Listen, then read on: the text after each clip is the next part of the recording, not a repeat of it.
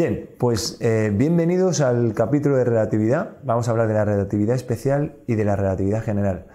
Y es una teoría que Einstein expuso en 1905 y 1915 y que cambió el mundo, cambió nuestra visión del mundo, pero no solo a nivel científico, sino casi a nivel de cultural y social. Ahora la relatividad está en nuestra palabra, en nuestra habitual conversación todo el rato, y vais a ver cómo nos ha afectado todo esto a nuestra manera de entender las cosas. Bueno, ¿cómo empieza todo? Empieza todo en 1862. Maxwell define un misterio, descubre un misterio. La velocidad de la luz era testarudamente constante. Cuando decimos que la velocidad de la luz es constante, pensamos que es simplemente una constante más del universo, como G o como pi o como C. Pero esto es un problema diferente. El problema de esto era que la velocidad de la luz era testarudamente constante. Vamos a ver qué quiere decir eso. Maxwell lo que hace es definir un poco a qué velocidad tiene que ir lo que se descubrió como una onda electromagnética. Él dedujo que un campo eléctrico podía generar un campo magnético, que podía generar un campo eléctrico, que podía generar un campo magnético, y al final se produce una difusión de campos unos al otro, otro, que se difunden rapidísimamente, y él calculó por sus velocidades, por sus fórmulas, que esa velocidad de propagación de ese campo eléctrico y magnético era una velocidad de 300.000 km por segundo. Y dijeron, qué casualidad, es justo a la velocidad que nosotros detectamos que es la velocidad de la luz. Con lo cual tiene pinta de que la luz es una onda electromagnética, tiene pinta de que la luz se comporta como las ondas de Maxwell predicen. El problema es que las ondas de Maxwell predicen que la velocidad de la luz tiene que ser 300.000 km por segundo con independencia de la velocidad del emisor. Es decir, si yo tengo una bombilla que se mueve a toda pastilla, la velocidad de la luz hacia adelante y hacia atrás es exactamente la misma, es 300.000 km por segundo. Y si yo me acerco hacia la bombilla y me acerco muchísimo, muy rápido, yo detecto que la velocidad de la luz viene hacia mí a 300.000 km por segundo. Lo vamos a explicar. Es decir, si yo, por ejemplo, estoy encima de un tren que va a una velocidad del tren, V-tren, y yo tiro una pelota hacia adelante y la lanzo con una velocidad de lanzamiento, la pelota se va a mover a la suma de las velocidades, la velocidad de lanzamiento más la velocidad del tren. Eso lo llevamos estudiando todos desde siempre, es la mecánica clásica de toda la vida. El problema con la luz es que eso no lo cumple. Es decir, yo voy en un tren que va a toda velocidad y lanzo unos fotones hacia adelante y hacia atrás, la velocidad de la luz es exactamente la misma hacia adelante que hacia atrás. Y eso es un misterio que no había manera de resolver con la mecánica clásica que teníamos, ¿vale? Entonces, ¿cómo le encontraron la solución? Bueno, pues Maxwell dijo, bueno, a ver, la luz tiene pinta de que es una onda, y las ondas no tienen inercia. Entonces lo que debe estar pasando es que la onda se está propagando en un medio que está en absoluto reposo y que no se ve afectado por los movimientos del tren, ni por el movimiento del planeta, ni por el movimiento de las estrellas, ni por el movimiento de las galaxias. Ese medio está totalmente en reposo, y en ese medio es donde se transmite la luz. Con lo cual podría estar cumpliéndose las leyes de Maxwell en ese medio. Es decir, la velocidad de la luz es siempre constante. Es decir, este es un ejemplo. Yo voy con un tren justo pegado a un río, produzco una vibración en ese medio que es el agua, y aunque el tren vaya muy rápido, la onda se propaga en ese medio que está totalmente estable, y por tanto la luz baja a su velocidad de la luz, 300.000 km por segundo, para adelante y para atrás. No está afectada por la velocidad del tren. Y entonces, cuando Maxwell propuso dijo todo el mundo, pues tiene toda la lógica. Va a haber dado con la clave. Debe haber un medio que llamaron éter, porque es así como lo llamaron los griegos. Es decir, recuperan un término que los griegos habían propuesto hace más de 2000 años, y ese éter es el que debe estar invadiendo todo. No solo en el espacio entre la Tierra y el Sol, y entre la Tierra y las estrellas. No, está invadiéndolo todo. Está atravesándonos por todas partes.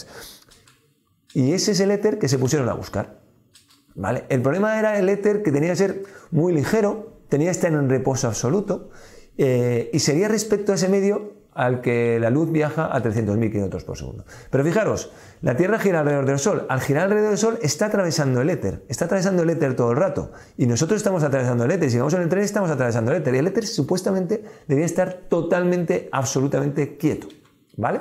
Pero claro, las características que se le exigían al éter eran bastante complicadas, porque tenía que ser extremadamente ligero para que todo lo atravesara sin que se dieran cuenta. La Tierra no producía rozamiento al atravesar el éter, ni los trenes, ni nada de nada. Debía ser extremadamente rígido porque tenía que transmitir la velocidad de la luz a 300.000 km por segundo, con lo cual tendría que ser infinitamente más rígido que el acero y debería ser totalmente translúcido, y otras 1000 propiedades distintas que eran muy complicadas de cumplir por una materia, por el éter. Aún así, todos se pusieron a buscarlo porque debía existir. Así que Fizeau en 1849 busca esa corriente de éter. Él dice, bueno, pues si nosotros nos estamos moviendo alrededor del Sol, hay una corriente de éter que nos está atravesando. Y entonces él dice, bueno, oye, si yo hago un experimento de cómo va la luz atravesando el agua, si el agua va en contra y se mueve en contra o si mueve a favor, entonces así puedo detectar que a lo mejor efectivamente la luz se deja arrastrar por el agua, como efectivamente demostró, y si la luz se deja afectar por el agua, entonces podemos encontrar el éter. Vamos a ver, por ejemplo, si nosotros tenemos un medio que se está moviendo, en este caso la piscina está de agua, y le hago una propagación en esa piscina y la piscina está moviendo, efectivamente la luz, la onda, estaría moviéndose con ese éter. Con lo cual nosotros, si nosotros somos la Tierra, que somos esa señorita de ahí, estaríamos viendo que efectivamente la luz se propaga a una velocidad diferente hacia un lado que hacia otro. Y si efectivamente es verdad que la luz se deja de alguna manera arrastrar por ese medio, ¿vale?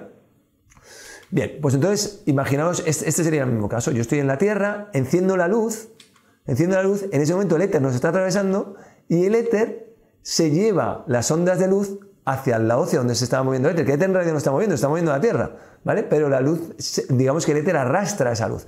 Con lo cual, si os fijáis, la velocidad de la luz hacia un lado debería ser mayor que hacia el otro. Entonces, haciendo experimentos deberíamos poder detectar hacia dónde arrastra el éter. Os recuerdo que esto no es incompatible con lo que decíamos de lo del lanzamiento de los fotones desde el tren hacia adelante y hacia atrás. Fijaros que en el éter sí se está cumpliendo, que la luz dentro del éter, la luz se propaga en la misma dirección en todos los sentidos, pero en la Tierra no, porque el éter nos está atravesando, ¿vale? Entonces, de momento todo lo cumplía. Parece ser que pudiera existir el éter, vamos a encontrarlo. Así que Fizeau efectivamente demostró que cuando el fotón va atravesando esa corriente de agua y la corriente de agua está en contra, la velocidad de la luz es menor. Pero cuando está la velocidad de la luz a favor de la corriente del agua, entonces ahí es mayor. Con lo cual dice, efectivamente va a ser posible detectar hacia dónde nos atraviesa el éter. Así que, ¿quién se puso con ello? Unos cuantos años después, Michelson y Morley empezaron a hacer pruebas para ver cómo nos atravesaba el éter y a ver cuál era esa dirección en la que nos estaba atravesando el éter en ese momento.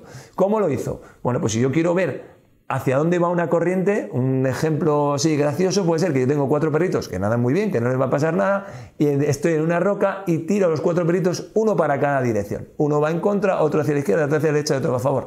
Vamos a ver que el perrito que va a favor nada más rápido, se mueve mucho más rápido, el que va en contra se mueve mucho más despacio y los de los lados pues regular. ¿Vale? Entonces eso mismo lo vamos a hacer con la luz. Sabemos que el éter nos está atravesando todo el rato y vamos a detectar hacia dónde va ese éter que nos está atravesando. Así que voy a lanzar esos 4 perritos, pero esta vez van a ser ondas de luz. Ondas de luz que una va a ir en esta dirección, va a ir contra ese espejo que es translúcido en realidad, choca contra el espejo de la izquierda, se refleja y acaba en mi ojo. Y luego hay otra onda que va por este otro camino, que choca contra el espejo de arriba, se vuelve a reflejar y llega a mi ojo. Si ambas dos radiaciones de luz llegan a mi ojo a la vez, como las distancias son exactamente las mismas, eso quiere decir que no hay éter que arrastre para nada, porque están llegando exactamente a la vez. Si llegan a velocidad distinta y se produce una interferencia entre ambas dos, entonces quiere decir que hay una dirección que es privilegiada. Hay una dirección en la que él está yendo más rápido y otra dirección en la que está yendo más despacio. ¿Qué sucedió?